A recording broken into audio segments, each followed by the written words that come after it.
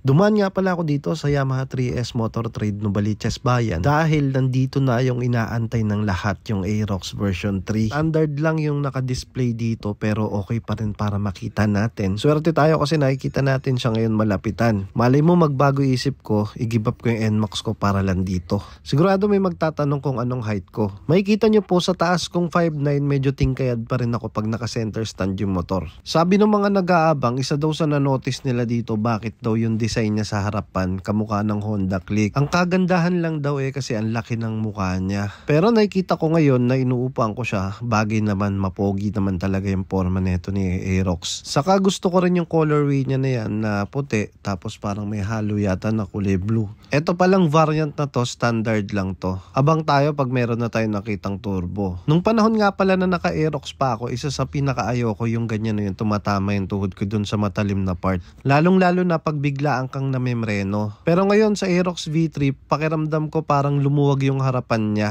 Saka no wonder, iba rin talaga yung dating ng forma ng Aerox. Talagang maangas din talaga. Pasensya na kayo, hindi ko pala maibaba yung pagkaka-center stand niya. Maganda sana kasi para mapakita ko sa inyo na hindi nating kayad pag nakababa na yung center stand. 145mm nga pala yung ground clearance nitong Aerox. Same pa rin naman dun sa dati. Yung sukat nga pala ng stock shock nito kagaya pa rin nung dati, 305mm. Pagdating sa braking system, dun meron pagbabago sa kanya ngayon. Dito pala sa manibela tsaka sa mga switch, nagbago din. Tsaka yung odometer panel niya, nagbago din. Iba na itsura. Ang ganda Pero sana ginawa na rin nilang keyless itong standard. Dito makikita nyo yung headlight niya. Ayan makikita nyo sa loob na LED na siya. Masasabi ko na maganda yung design ng headlight ni Aerox V3. Talagang pinapogi nila. Pansin ko pati itong gas tank cover nagbago na din yung itsura. Ayan, pati yung nasa loob.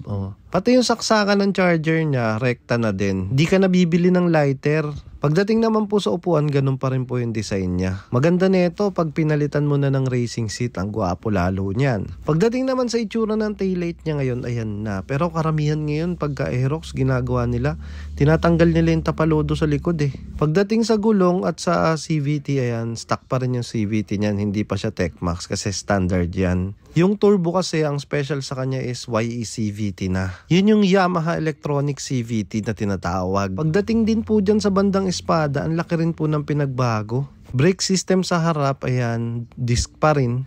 Naka-stock caliper, pero pagka nabili na to, halos karamihan pinapalitan nila ng 4-pot caliper para upgraded na. Isa pala sa pinakamalaking upgrade kay Aerox, ayan, naka-disc brake na sa rear. Aminin natin, mahina kasi talaga yung preno ng brake drum. Pagdating naman dito sa apakan, feeling ko naman kanina nung inupuan ko siya, relax naman yung paa ko. Kaya naman kung bet mo tong Aerox standard, 122,500 yung price neto. Kaya naman ano pang inaantay mo, sumugod ka na sa pinakamalapit na Yamaha 3S sa inyo. At kung di ka pa naka-follow dito sa page ko, mag-follow ka na. Maraming salamat. Ride safe!